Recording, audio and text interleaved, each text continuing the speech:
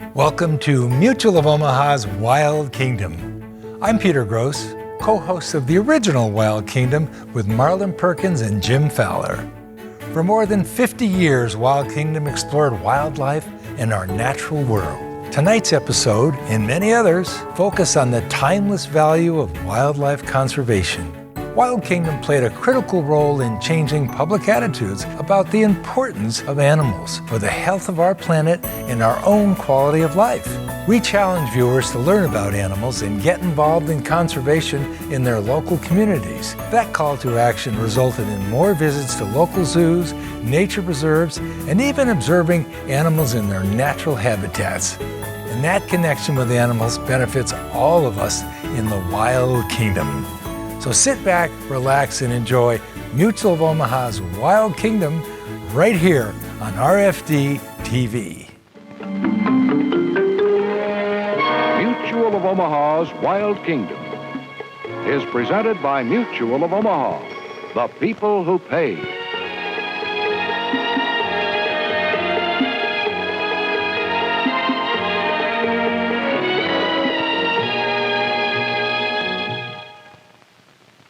Welcome to Mutual of Omaha's Wild Kingdom. Less than 100 miles north of Nairobi, here in the country of Kenya in East Africa, is Lake Nakuru, one of the most unusual and scientifically important lakes in the world. That lake is one of a number of lakes in Africa's Rift Valley which support at least half of the entire world's population of flamingos. Lake Nakuru is, in fact, the main feeding lake of these beautiful long-legged birds. Because they are there in such incredible numbers, this is the best place in the world to conduct in-depth research on them. Recently, I was invited to Nakuru National Park to see this research being done and to observe the amazing bird activity there. It almost staggers the senses to view 1 million flamingos at once. Beyond any doubt, there's nothing else in the world quite like the flamingos of Lake Nakuru.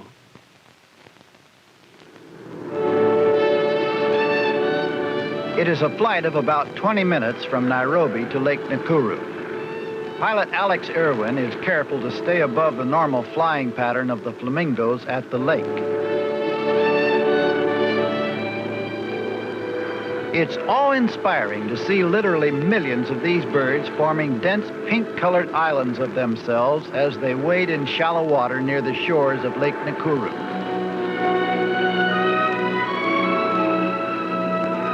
From above, we get little detail of individual birds, but it would be dangerous to fly any lower.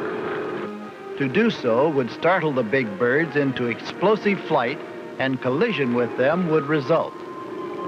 Lake Nakuru is small, only about 6 miles long, yet somewhere around 2 million flamingos are visible to us. The National Park Road below is close to where Alex will land and drop me off. From ground level here, I'll be able to observe at close range what has accurately been termed the most incredible ornithological spectacle in the world. On hand to pick me up is John Hopcraft, who is extremely knowledgeable in the natural history of Lake Nakuru. An engaging, energetic man who was born on the shores of this lake, he's devoted his life to the conservation of wildlife and natural habitat here. John Hopcraft turned his lakeside farm into the Baharini Sanctuary, which has since become a base for numerous scientists conducting research on flamingos. Many mammals live along the lake shore too, like those just ahead of us. They're a small herd of one of Africa's most common antelope, the impala. This bachelor herd isn't much bothered by our approach, but like this buck, they don't want us too close. However, it's the flamingos which interest us, and John drives first toward the lake shore along the National Park Road. John is a naturalist specializing in the study of Lake Nakuru. He knows its attraction for flamingos. That's a Thompson gazelle, recognizable by its dark stripe.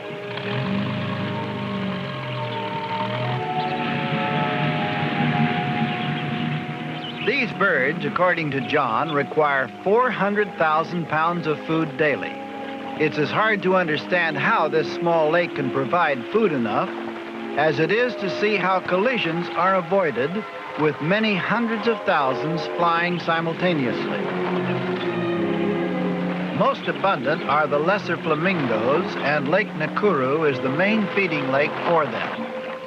Remarkably adapted to the life they lead, these magnificent lesser flamingos are vegetarians, feeding entirely on a blue-green algae, abundant in this water, and using their oddly shaped beaks to collect and strain the algae they require. Marabou storks are their greatest enemy, and they're quite abundant here. Right now, John is going to show me exactly why Lake Nakuru attracts so many birds.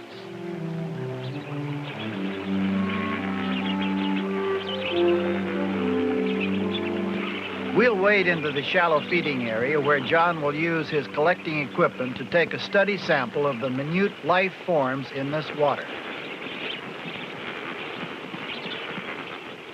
There's no way for us to accurately determine what caused this adult lesser flamingo to die, but it hasn't been dead long, and it provides a good opportunity to see up close what a unique feeding device the beak is. When the live bird is feeding, the oddly shaped upper beak is held upside down under several inches of water. The beak is open only enough to expose a strange network of raised ridges. With combined action of tongue and throat, the flamingo pumps water through these ridges, letting the water pass, but catching the particles of blue-green algae, which are then swallowed. The dead bird is of no further use to us, but in nature, nothing is wasted, and the scavenging marabou storks will quickly devour it. The lack of clarity in this water is so pronounced that my hand disappears only an inch or so under the surface. This is due to the fantastic concentration of almost microscopic life it harbors, as John is now preparing to show me. The net he's using is cone-shaped with a small collecting container at the trailing end. Water goes through, but the minute organisms suspended in the water or swimming in it are trapped.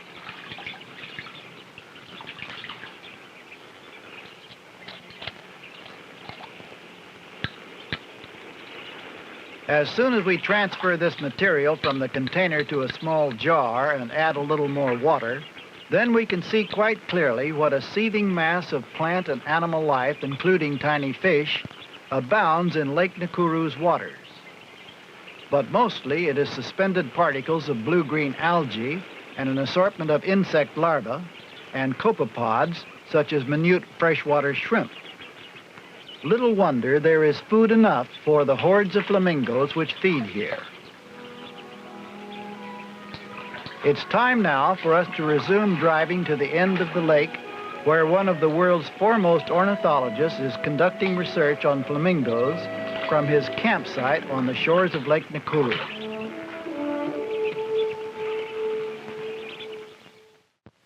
Life for the flamingos is not just carefree waiting and feeding.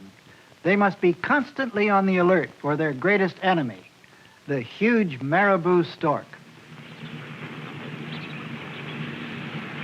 The flamingos of Lake Nakuru have only one natural enemy of any consequence, and that is the marabou stork. These huge birds, standing 5 feet high, prey primarily on those flamingos that are weak or sick, or those already dead. But all flamingos panic at the sight of one flying over. Ungainly in appearance, the predatory storks are graceful in flight and very powerful. They're also uncommonly lazy and rarely, if ever, go to the effort of trying to catch a healthy flamingo able to flee.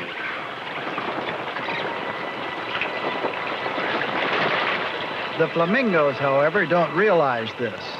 To them, the marabou stork is the deadliest peril of all, and numerous times each day they are panicked by the bigger birds.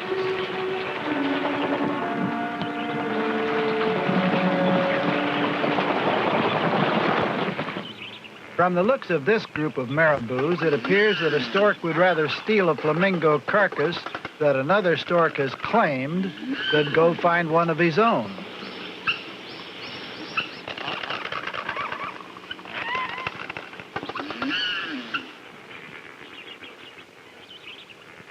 These very heavy-bodied storks will sometimes feed on frogs, reptiles, and insects, but their preference is for sick flamingos no longer able to flee as the majority do.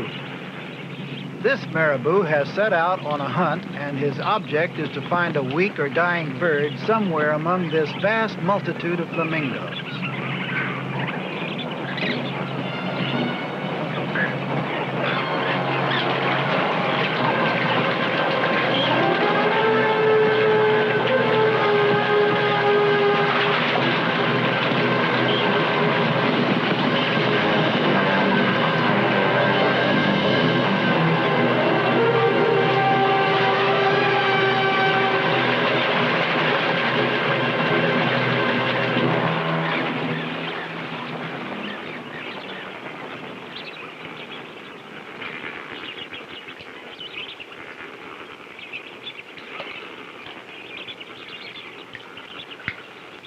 With his powerful beak, the stork swiftly tears his prey apart, swallowing huge chunks whole.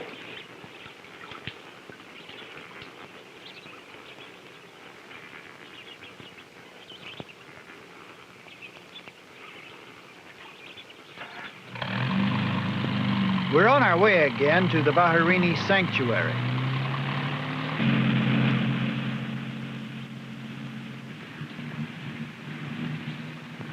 On hand to meet us here is Dr. Philip Kahl, undoubtedly one of the world's foremost authorities on flamingos, not only in Africa, but those of Asia and South America as well. I'll stay with him for the rest of my observations while John Hopcraft goes about his own duties. Presently, Dr. Kahl's research deals primarily with flamingo behavior during the course of the day, especially their feeding, drinking, and bathing. I'll take a quick look from shore before going out onto the lake with Dr. Kahl to observe them at close range. There are, of course, many water birds here other than flamingos, including the beautiful white pelicans, the largest pelicans in the world. These birds fish in an unusual manner, swimming forward together to drive the fish before them, and then all of them diving simultaneously to catch the clustered fish. The well-synchronized movement has the rhythmic grace of a ballet.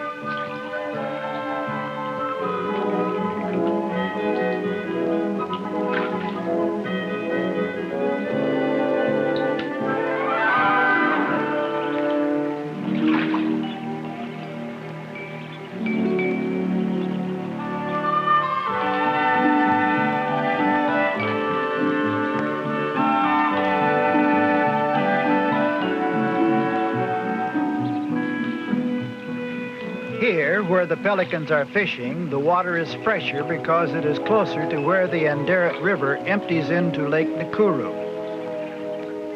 That stream mouth is one of the areas where Dr. Kahl wants to make some observations today, since it is where the flamingos go to drink and bathe. The water of the lake proper is so heavy with mineral salts that it is toxic for consumption. The water we'll be in is rarely over boot-top high, and we'll be able to walk along the bottom, keeping in contact with one another with walkie-talkies.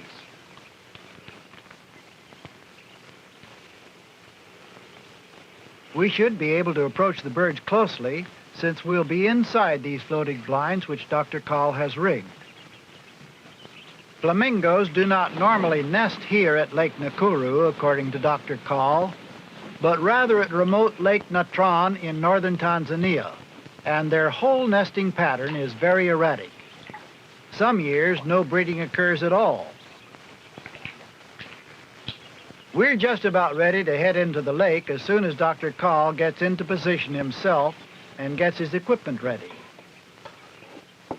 Fortunately, these blinds are very light and easy to carry despite their bulk. They also float well and need only gentle pressure of the hands from inside to send them in the direction desired. It won't be long until we're just where we want to be for our observations, directly among the flamingos themselves. Phil and I quickly moved our floating observation blinds into the very midst of the flamingos, and soon we were seeing many unusual sights. Our first position finds us amid some resting flamingos. Dr. Kahl has begun his observations through a port, and I'll do the same. These lesser flamingos aren't particularly alarmed at our presence. Standing among them, we see two greater flamingos. This larger species doesn't eat vegetation like the lesser flamingos do. Dr. Kahl's ready to leave me now. I've told Marlin I'm heading for the river inlet while he remains here. There won't be any problems in getting there because even though the bottom is mucky and sometimes there are holes, the blind will support my weight and float if I step into one.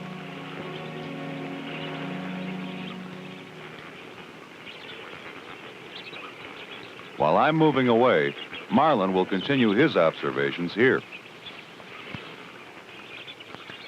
With Dr. Kahl gone, I'll slip in a little closer for a look at one of the African spoonbills. Its food is the same as that of the greater flamingo, largely tiny crustaceans and insect larvae. On occasion, high above the lake, the marabou storks will soar like vultures, expertly catching wind currents. This does not bother the flamingos far below, who can also fly with exquisite grace.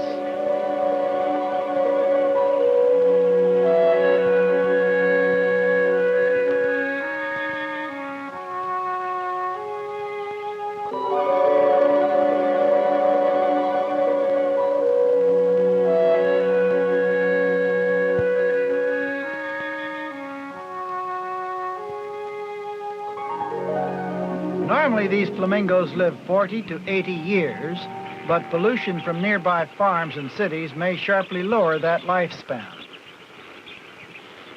I'll pause a moment to check on Dr. Kahl's whereabouts. He says he's almost in position.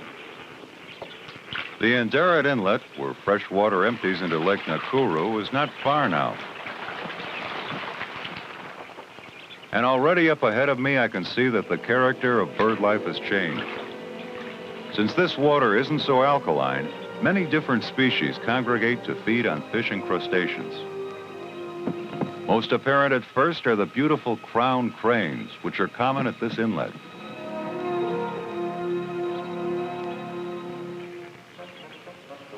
Related to the North American widgeon is the Cape widgeon, often abundant here,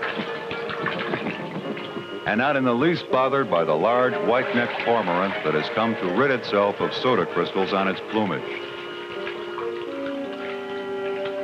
Nearby, a pair of spoonbills engage in a mutual preening of each other's neck plumage, which the individual bird itself cannot reach with its own long beak.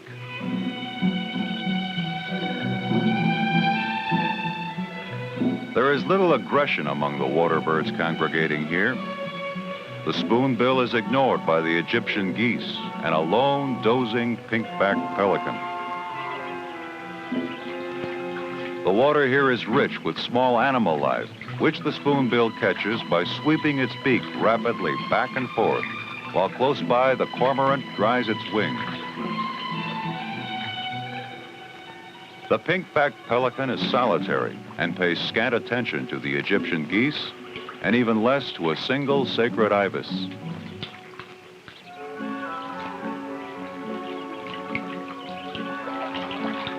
In many areas near the Inlet Inlet, the water is so shallow that in order to catch small fish, which are plentiful here, the white pelicans must turn their huge beaks sideways.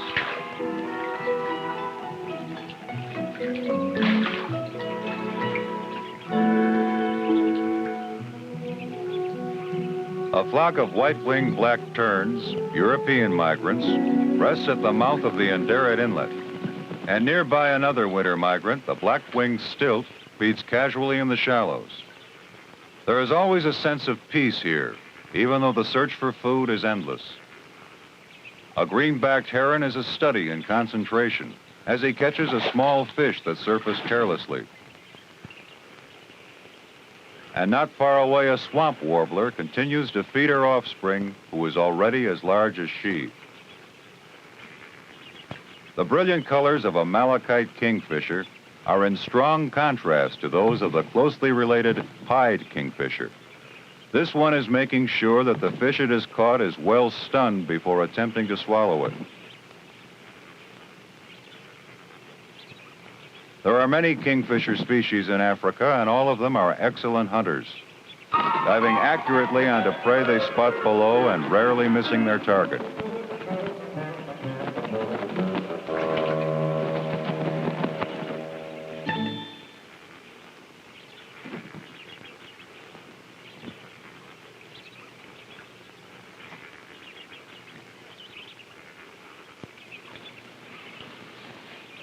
A pause for a quick check on the walkie-talkie brings word from Marlin that a number of the flamingos have begun to fly in my direction for their once daily ritual of bathing in the fresher waters here. All around me, they're coming in.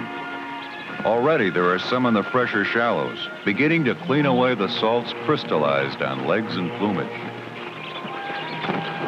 After their full day of feeding, they waste no time alighting and beginning to bathe and drink.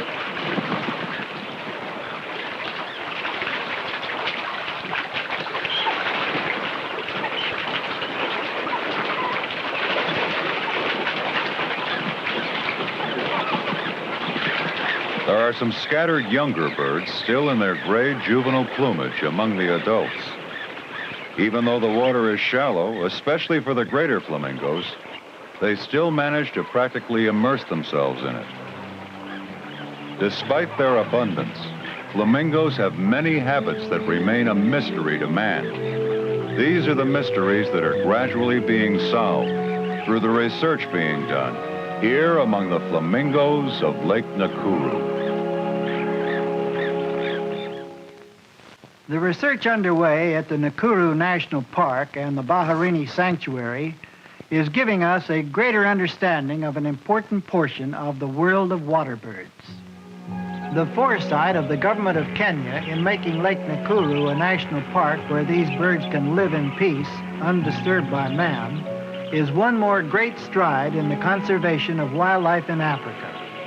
Only through the establishment and careful management of such parks and the establishment of sanctuaries around them can areas of great ecological importance be saved from the inroads of man's own expanding population. And without such areas being set aside as reserves, the birds and all the other animals which depend upon this type of habitat would soon cease to exist. Because of such conservation measures being taken today, our own future generations will still be able to enjoy the wonders of this unique portion of the wild kingdom.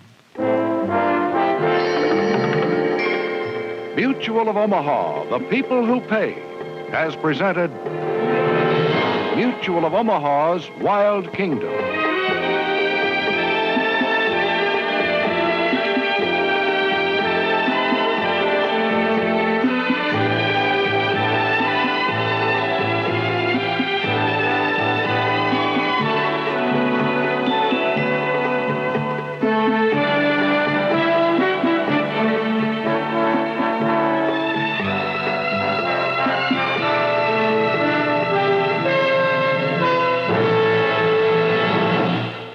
Mutual of Omaha, helping people find Medicare solutions for over 50 years. To learn more about plan options or how to protect your kingdom, contact us today. Mutual of Omaha. Protect your kingdom.